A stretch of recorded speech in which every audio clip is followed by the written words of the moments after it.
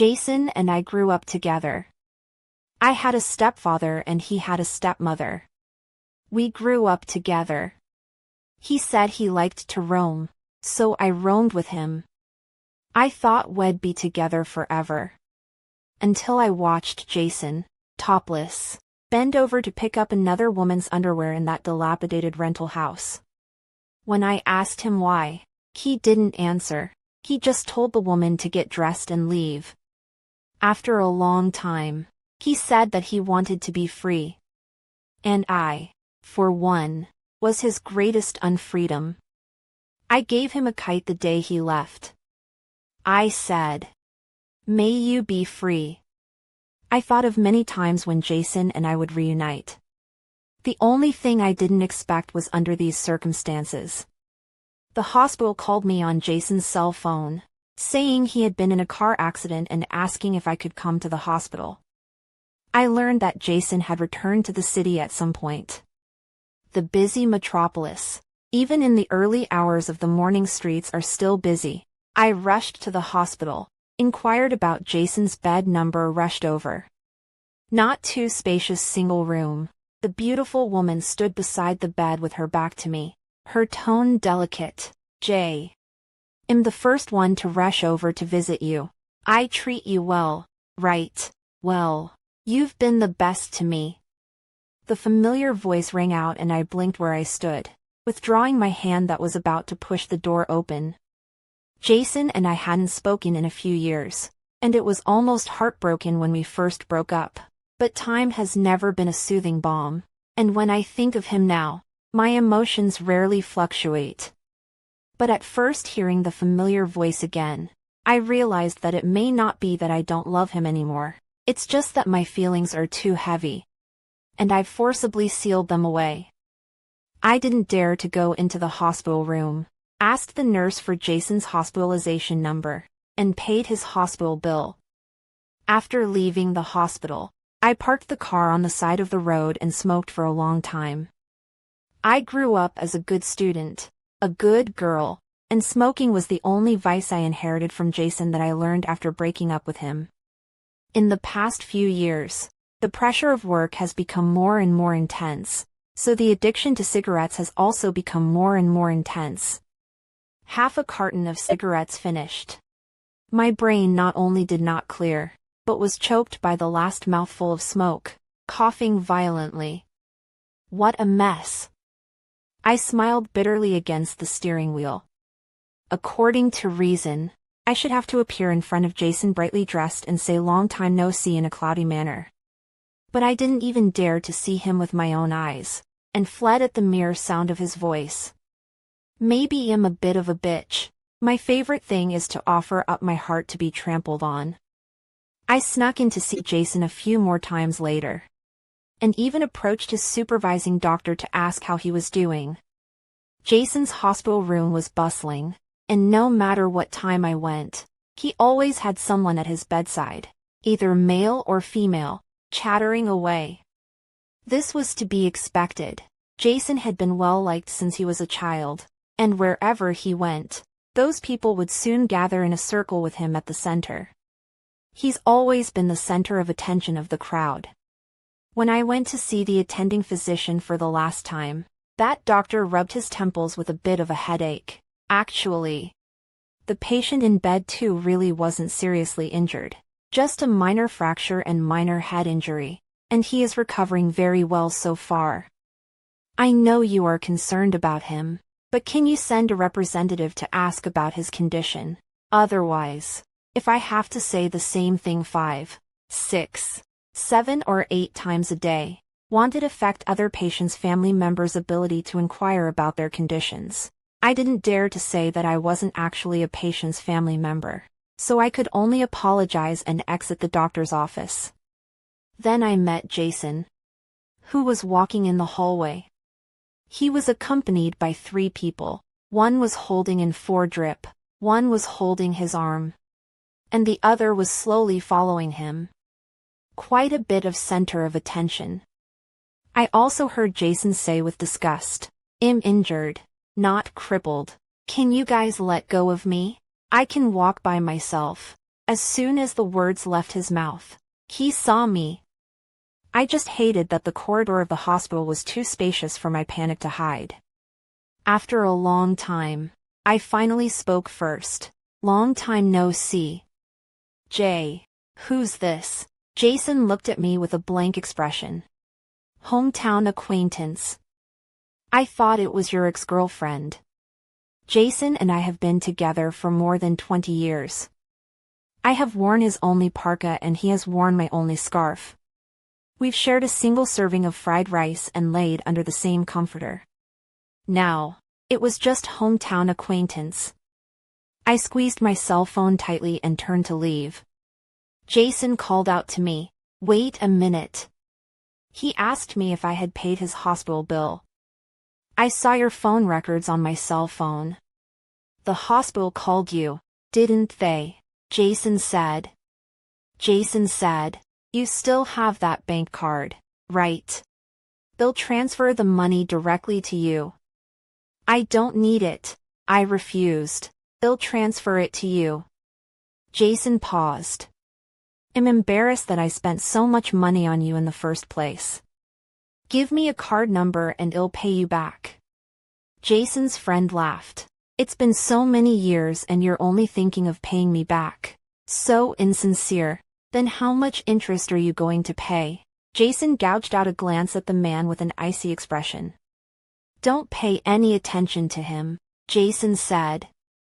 Jason said, "You don't have to pay it back." I scratched my head and said, "I have to pay it back." I used to use Jason's money and I never had to worry about it. When he bought me something, I never took it for granted. At that time, I thought we were a family. His money was mine, and when I earned money in the future, it would naturally be his. But now that we're separated, it's time to settle our financial affairs. Jason did not give me the card number, but I still went to the bank to play water. The next day I summoned up the courage to take the bank card to the hospital. But Jason's hospital room is empty. In fact, I know Jason certainly will not receive. I just want to find an excuse to come to see him again. But he didn't even leave me a chance. Once he found my figure, he disappeared again without a trace. I can't help but wonder sometimes what I did wrong. I haven't gotten hysterical and made a scene with him, so how much does he hate me enough to avoid me? Then the scum of the game. In fact, men hate the relationship brain of the commission, like a dogskin plaster to shake and cannot be shaken off. Sticky and disgusting.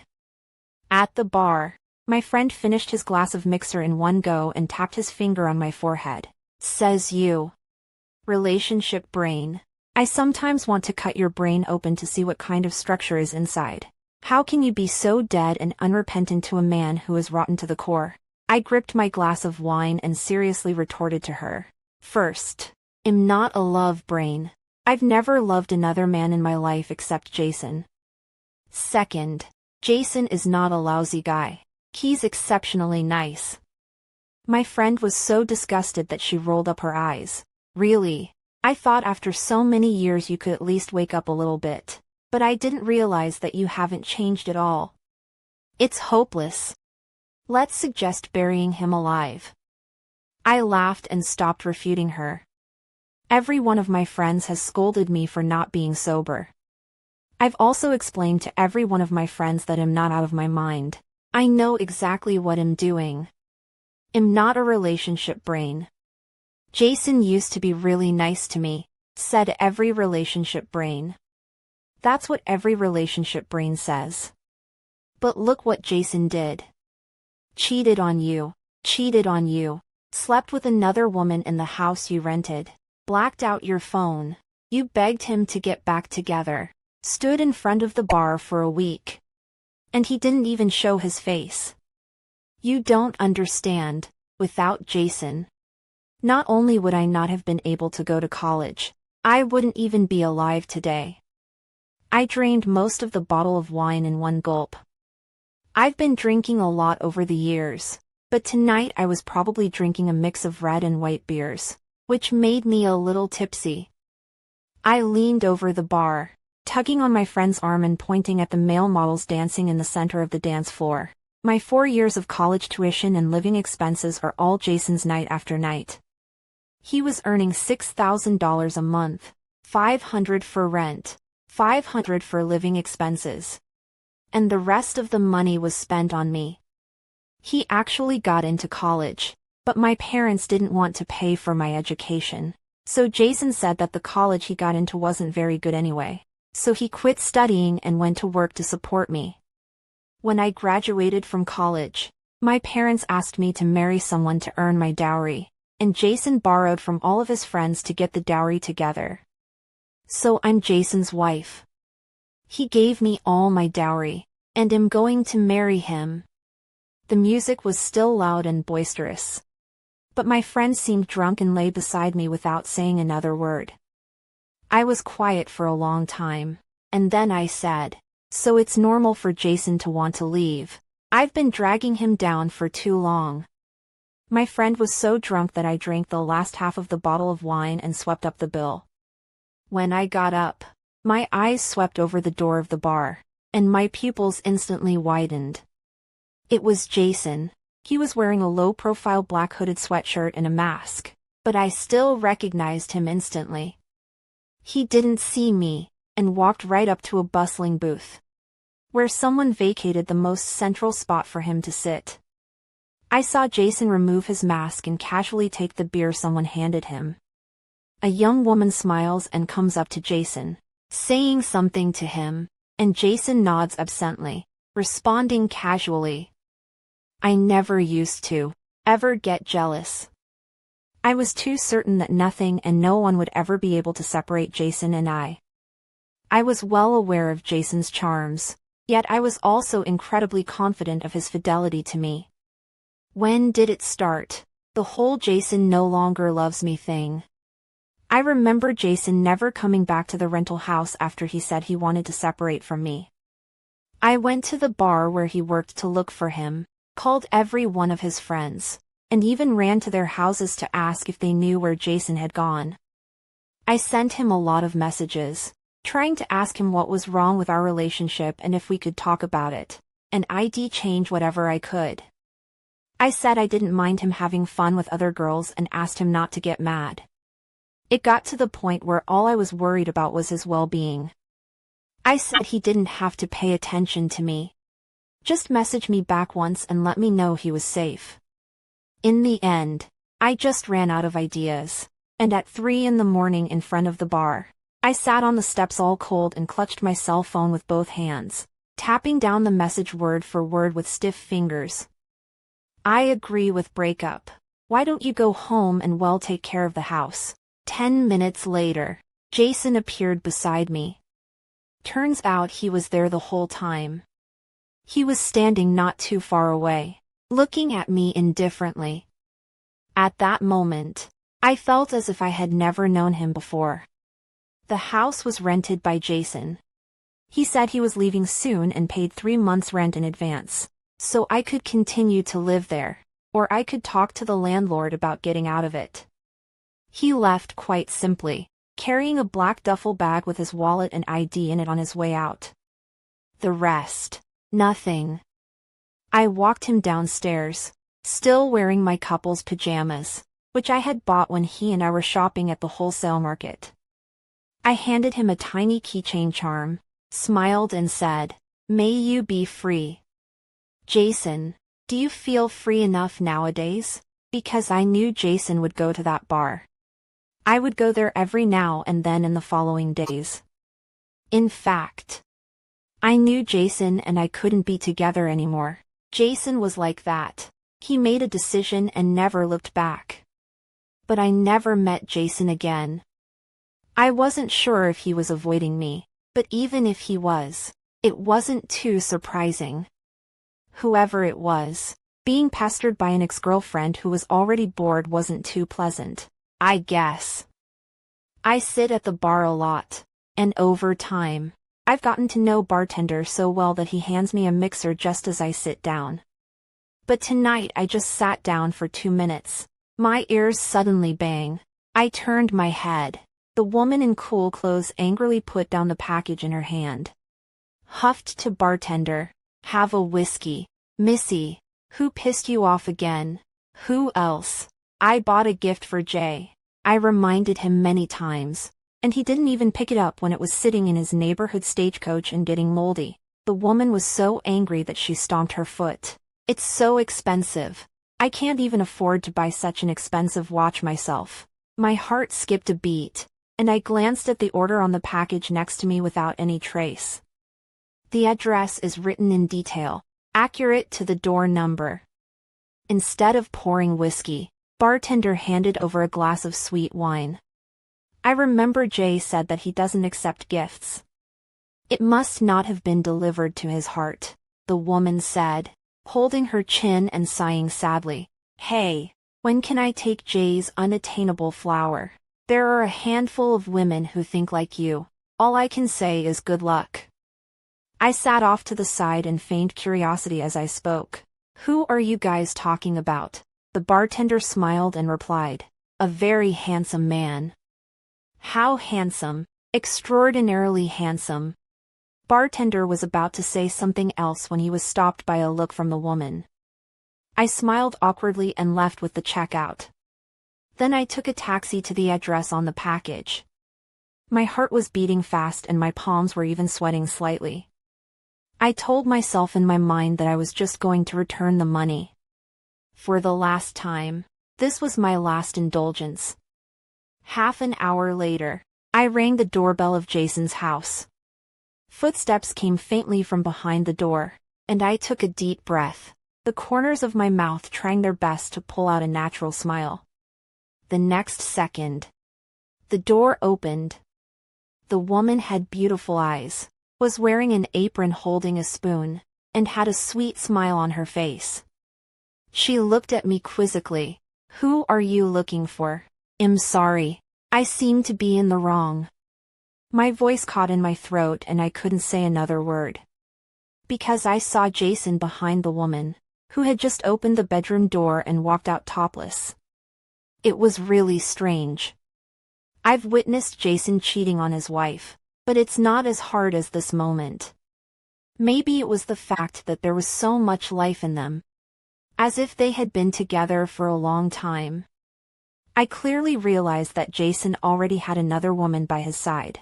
Not just physically, but they would share a glass of water, share a bed, and watch the sun rise and set together, just like we did in the beginning. My presence would only be a nuisance to him.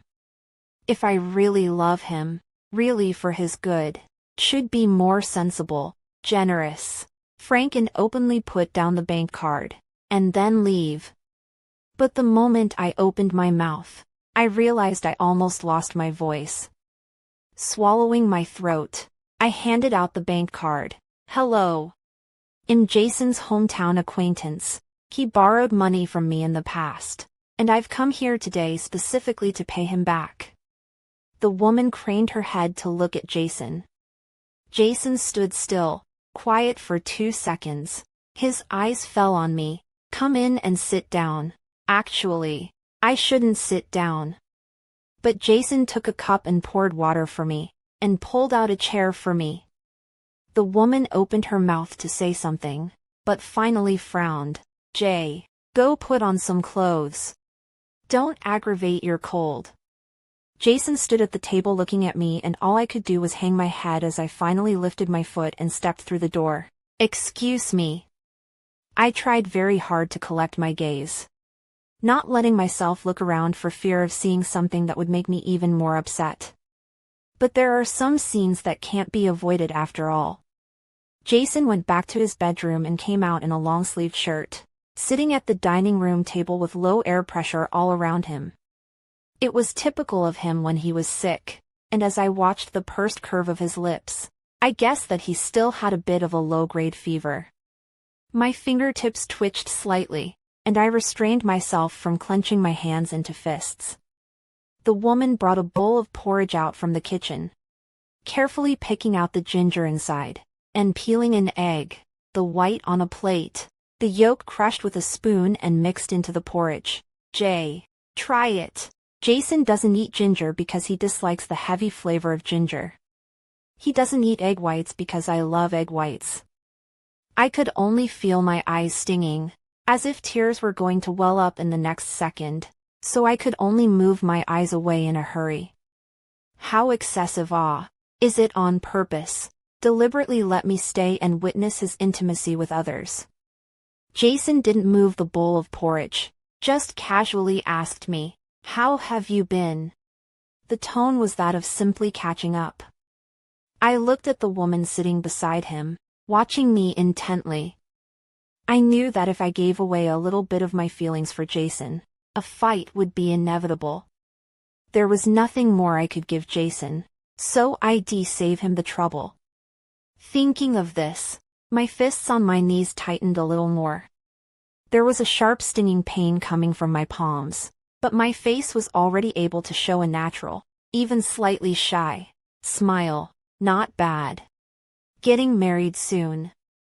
Jason sniffed and lifted his eyelids to stare at me. The bottom of his eyes reflected my silhouette. A long time ago, there was only my figure in the bottom of his eyes. I took a deep breath without any trace and exhaled slowly. When the time comes, you guys come to the wedding banquet. Jason won't come, so this lie I'm not afraid of being broken down. The hostility towards me on the woman's face finally disappeared, and her attention returned to Jason. "Jay, eat quickly, or it will get cold." I clutched my cup and took a restrained sip before politely offering to leave. Jason followed suit and got up. "I'll see you off." "Jay, you're still sick. I'll see you off." Jason didn't pay any attention to me, but just followed me step by step. Slightly beyond the safe distance between a man and a woman, I could even smell the faint scent of soap on his body. The sound of the door closing sounded behind me, and I didn't look back as I walked towards the elevator. Jason's footsteps were unhurried, the same frequency as before. My hand hanging at my side moved, suddenly wanting to smoke a cigarette. "It's good to get married. You should have gotten married a long time ago." Jason coughed, his voice a hint of huskiness. "He's been pretty good to you, hasn't he?" I was afraid of choking up when I spoke, so I could only lower my voice and let out an ahoo. "What about you?" After calming my breathing a little, I asked him with a smile. "You guys seem to be in a good relationship too, so you should be close, right?" The elevator doors opened with a ding and I hurriedly stepped inside, pressing the close button haphazardly, not even daring to listen to Jason's reply. Until the elevator door closed completely. Only then did I softly say, "Goodbye." This time it was for real, never to be seen again. I walked home that night. I walked for almost 3 hours, crying while I walked. My mouth was dry when I got home, and I drank a big pot of water. Then I didn't take off my makeup, didn't take a shower, and buried myself directly into the quilt, wrapping myself into a chrysalis. Because the sleep is not solid, dazed and half awake. And remembered a lot of things before. Jason's own father is working on the construction site. His stepmother is not good to him, often do not give him food. I cook secretly leave a bowl for him. The first time I got my period, Jason bought me all the sanitary napkins. When puberty is just developing, I bathe often by my stepfather peeping, and then Jason on the pretext of doing homework to rely on my house, and wait for me to finish the shower and then leave. The first fast food restaurant opened in the county. Jason nibbled on steamed buns for a week and saved his living expenses to take me to eat. High school popular hit yarn. I stayed up 3 nights. To Jason knitted a black and white color matching scarf. He turned out every winter to wear. Until we break up. Was left in that small rental house. We were in the same city in college, but I had a heavy course load. Jason worked far away, and due to the economy, we didn't get to see each other very often, so we had to make multiple phone calls a day. Jason would also call me every other day except on payday for what he said were tips from customers.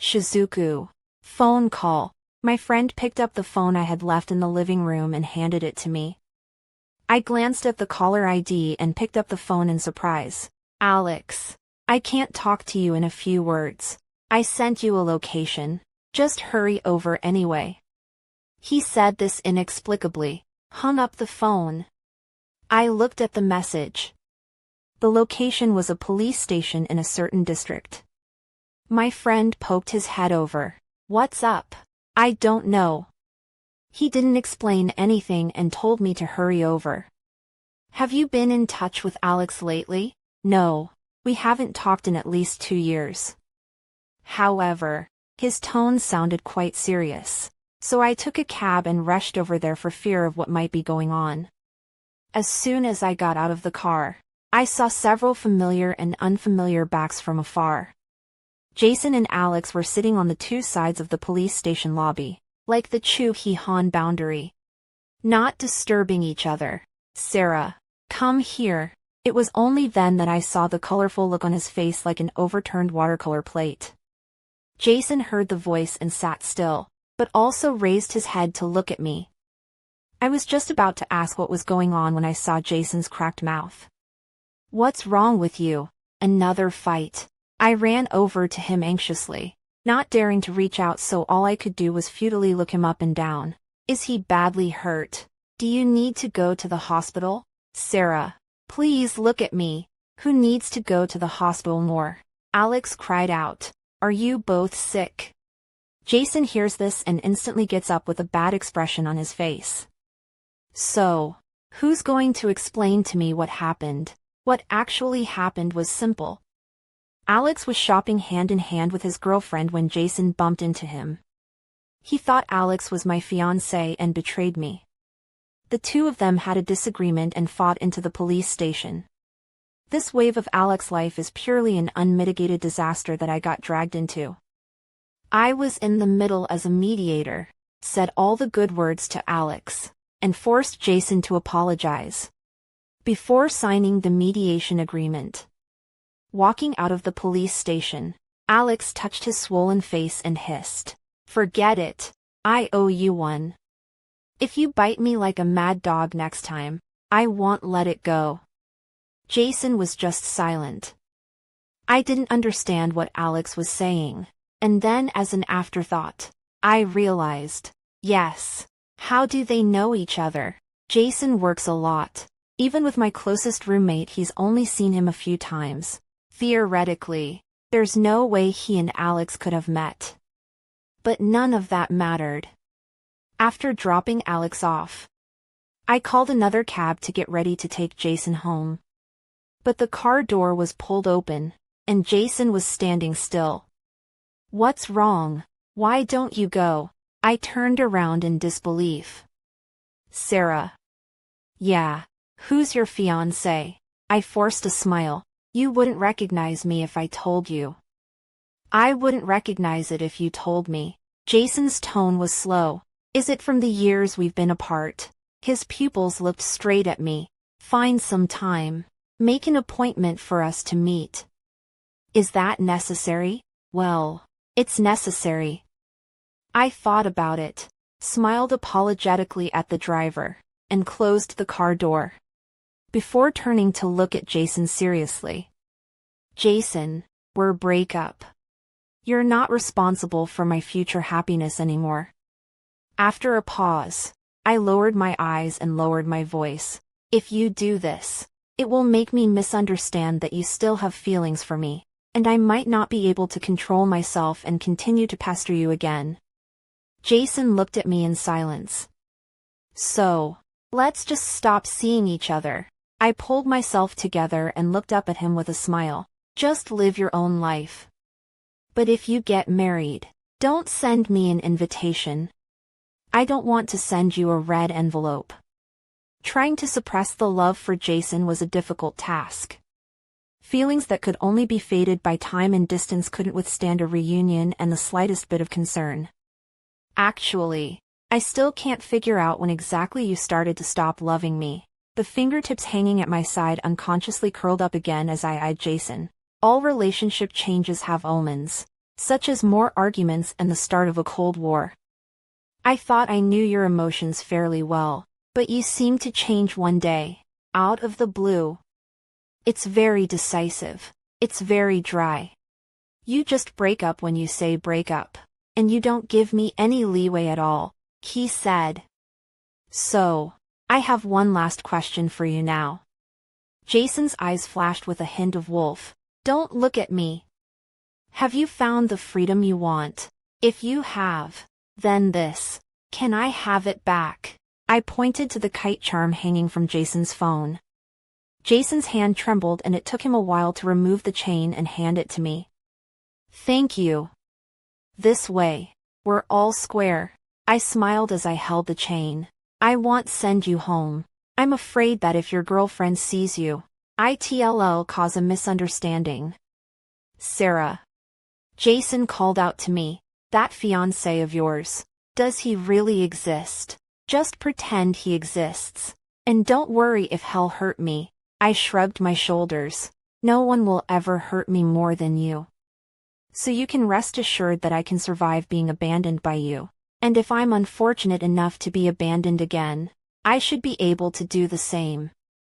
I didn't look at Jason's expression again. When I got home that day, I looked at the kite charm for a long time. It was bought in a hurry. The quality of the chain was not good. The paint was already a bit peeling. And the string had changed material and color, not the original one. I dialed Alex's phone number, and from his vague statements, pieced together, finally restored part of the truth of Jason and I break up. Alex said that he had approached Jason privately and showed him videos of me attending various competitions and parties at school. He didn't think Jason was good enough for me. Or to be more precise, he felt that he and I were more compatible than Jason and I. I admit that I was young and impetuous at the time. I'll admit, being young and impetuous at the time. My words were a bit over the top. Alex sighed. I've been chasing you for 4 years and you never looked at me in the eye, so I was a little upset. Then I heard about you and Jason breaking up and I thought I had my chance. Alex laughed. Sarah, when are you going to have room in your eyes for another man? How am I worse than Jason? You're fine. I replied sincerely. Not worse than Jason. I'm really sorry for ruining your happiness. I can see that you still have feelings for Jason. Jason is, not to mention. At least he is very protective of you. But you also do not glorify you did not walk that way. The hearts of the people are easy to change. From the time you go to college, you and Jason's life has been a watershed. Can only go further and further away, and ultimately will not be all the way people. I hung up the phone. What does it mean to be on the same path?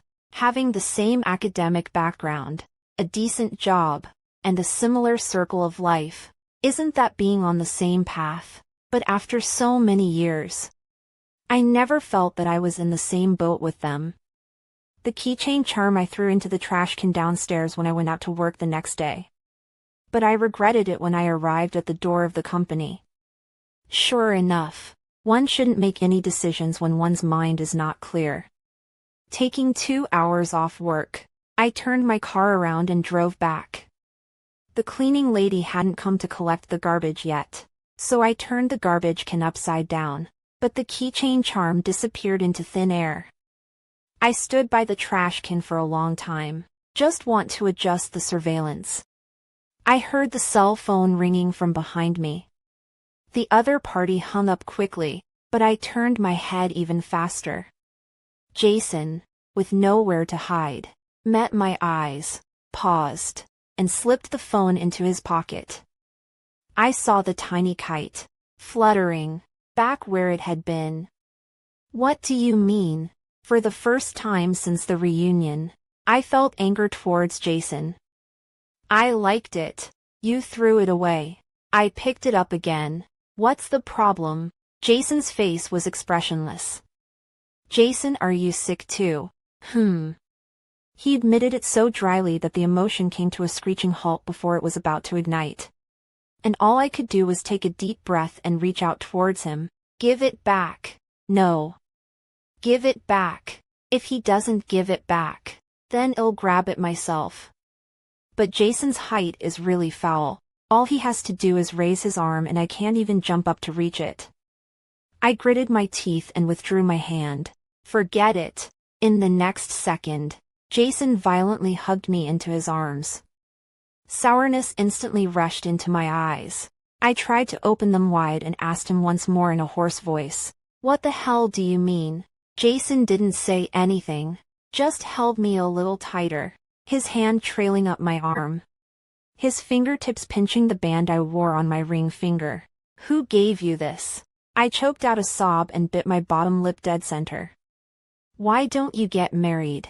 Why wait for me? Why forgive me?" He was all about the whys. But I didn't know why. I didn't know where Jason was going, so I waited here. I hoped that one day if he suddenly turned around, he would see me at first sight. I was too stupid to open the door of my heart and let Jason live there when I was still too young to get the hang of it. The door was too narrow and Jason was too fat. He lived in and couldn't get out. Then he chose to violently break down the door and finally left. But the heart was in tatters and there was no way to live there anymore. I could only keep this house full of holes and devastation and be a homeless vagabond. Jason used to say he wanted to wander. In the end, it turned out that the person who was really wandering was myself. The storage room in the house was reopened, and those things that had been put away with the intention of never seeing the light of day were taken out one by their real owners and placed in their proper places. At the end of the day, Jason fumbled with a box, opened it, and inside lay a men's ring in silence. It was the gift I hadn't gotten around to giving. I had it all planned out. I would propose 6 months after graduation and get married in a year. By that time my income should be more stable and I could think about buying a house. Jason and I don't have a home. How to say, although stray cats are very free, but still need a sheltered nest. But then none of the plans were disrupted, and before we had a chance to propose, we break up. Jason said the first time he reunited with me he saw the band on my hand. He thought I was married. "I'm sorry." He knelt down in front of me and apologized sincerely.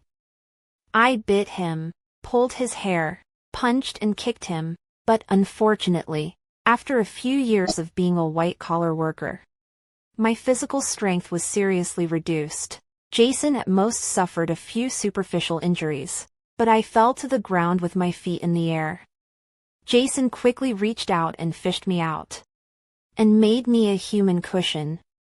I gnawed on his shoulder and started crying.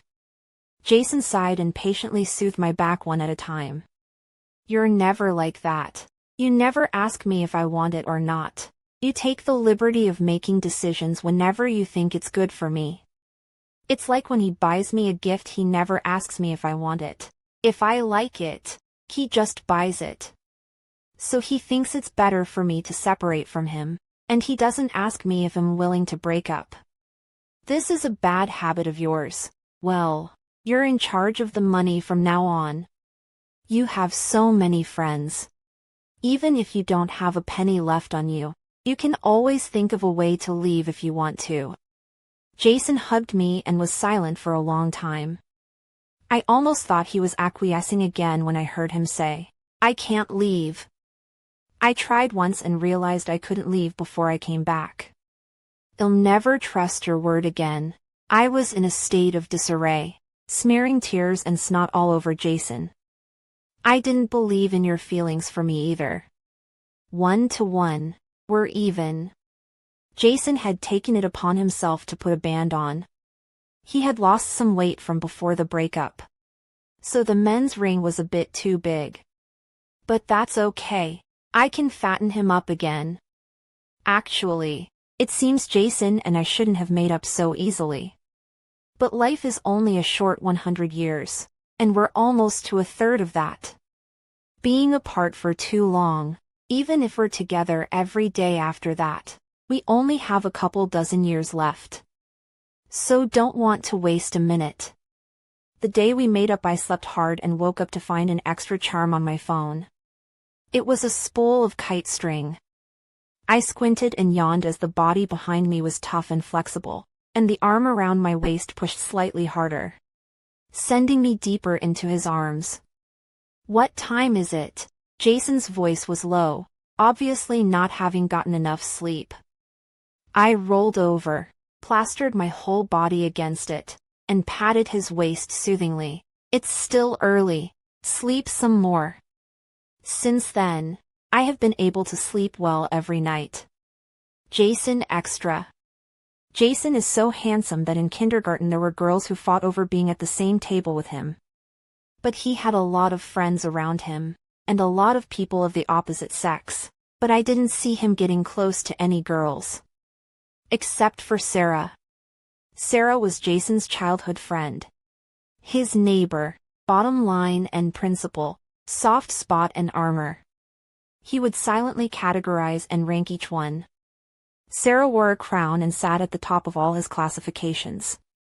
Had lived a hard life for many years, but he didn't really feel bitter at all. During the years he worked at the bar, almost every night, there was someone with a cell phone, wanting to have a harmless fling with him. But he was too busy making money and buying things for Sarah to have time to chat with those people. Everyone around him knows that he has a girlfriend who goes to a prestigious university.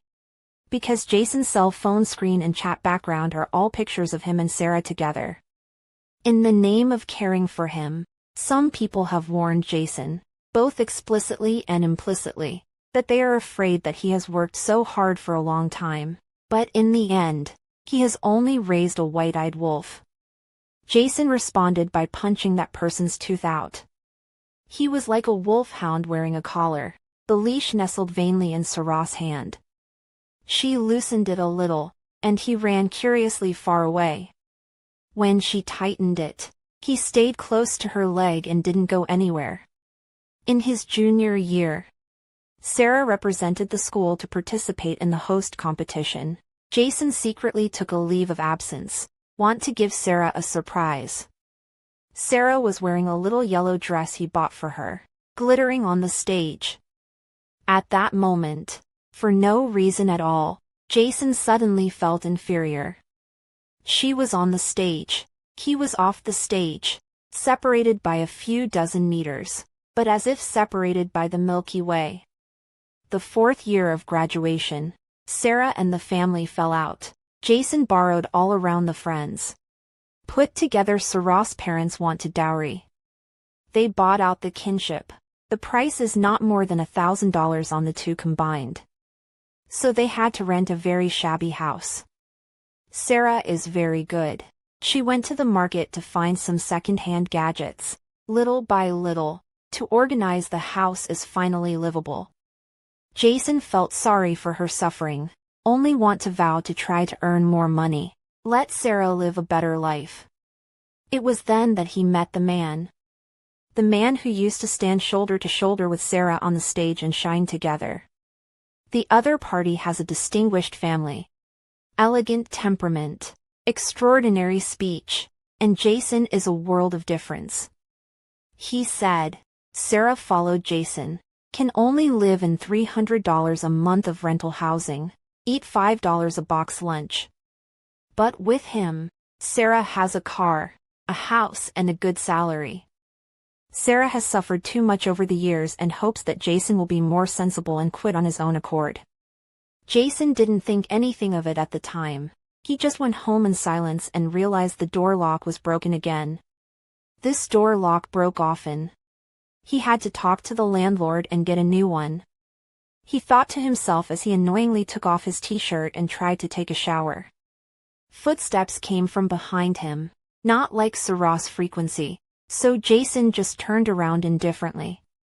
It was some girl from the bar who had been chasing him for a long time, gathering the courage to stand in front of Jason, taking off her clothes one by one, trying to make a gross introduction. Jason had encountered a lot of this kind of thing. These days, women seem to be very proactive when faced with men they were interested in. When Jason was living in a bar dormitory, He got off work one day and found a naked woman lying on his bed. Out of love for the house, Jason would rarely be as direct with someone of the same gender as Sarah as he would be with a man, ignoring them at best. But the other man's underwear was flung at his feet, and he felt a little sick to his stomach, wanting to pick it up and throw it away and wash his hands. It was at this moment that Sarah returned. Jason's mind went blank for a second, and he opened his mouth to explain, but didn't know how. What followed were the words that had been lingering in his head over and over again. You and Sarah aren't from the same world. Can you bear to let Sarah suffer along with you? The light in her body slowly dimming. Before he could think clearly, his mouth took a step ahead of his brain. Said break up. True to form, the heart that had been falling out of place suddenly had a fulcrum. Jason felt that, after 20 years of being dependent on Sarah, it seemed like this was as far as his destiny would go. In order to break dry, he did not take anything. In fact, he shouldn't have taken the keychain charm, but his brain was so muddled that he couldn't say a word of refusal anymore, because he had already used up all his energy to hold onto his heart and not go soft. He fled, far and wide. After leaving Sarah, his life instantly lost its center of gravity. He had nothing to do. He went when his friends asked him to drink, and when he drank too much, he sat in the corner with a stinky face, a face that was unappealing. And then he thought, no. Sarah is a temperless, and does not have a strong sense of enterprise. What if her in-laws think she is not enough in the future? Thinking of this, Jason revitalized himself, quit smoking and drinking, and began to engage in business. He does have a very flexible brain, but also have the capital to make money, and a friend to open a bar running well. The friend said, "Want to open a branch?" Asked Jason to choose the location of the proposal. Jason reflex. Finished. Before reacting. That's the city with Sarah. He had plenty of chances to regret it, but the veto felt like it was blocked. Maybe had been vaguely expecting it, waiting for a plausible excuse to come along that would make him go back again. The new store opened and Jason was busy. He didn't actually need to be that handsome, but a little busier, a little more tired, and had be better able to restrain the thought of spying on Sarah. Unfortunately, it seems that the exhaustion has gone too far, and shortly after the new store opens, he's just breathing a sigh of relief when he's in a car accident. The first thing he does when he wakes up is check his cell phone. He had a good memory and his address book didn't have anyone's name. Only the emergency contact section. It said Sarah, and below that was her phone number. He saw the call log. He didn't know what he was thinking, hoping to see Sarah, thinking it was better not to. Until they met in the hallway. The clamor in his ears disappeared. And the first thing Jason saw was the band on Sarah's ring finger. She's married. That's good. It was strange how he saw the band at first glance, since it was so small. Jason then thought to himself, I thought you were a rich kid, but why are you so stingy? You can't even afford to buy a diamond ring. He also heard Sarah say she wanted to pay him back. Jason's face became more and more cold. Now you want to draw a line with him. Why? He was happy to spend money on her. Why should she pay him back? That night he lay in his hospital bed, tossing and turning, unable to sleep. Afraid that when he opened his eyes, he would see Sarah coming to him with a card in her hand. So he hoofed it out of the hospital and went home. He bought this house a while ago, but he didn't pay attention to it when he bought it, and only after the formalities were completed did he realize that this house was actually Sarah's preference, not his. After recovering, he went to a bar again. Jason reacted badly when someone knocked over his cell phone on the way out. He didn't really care about the phone, but the keychain charm had fallen off once before, and he had a psychological shadow. And it took him almost 3 days to find it back. and after that he replaced it with an iron chain, which was strong and sturdy. Maybe it's because he has too many things going on lately. Jason came home and fell sick. Maybe it was because he rarely got sick, so it was hard for him to recover. He slept at home for a few days with a fever, and when he finally felt a little more awake, he just got up to pour himself a glass of water, and saw that there was a woman in the house. In the doorway stood Sarah. This familiar scene made Jason almost instantly clench his heart. But the sick person's brain is not very clear, Jason thought.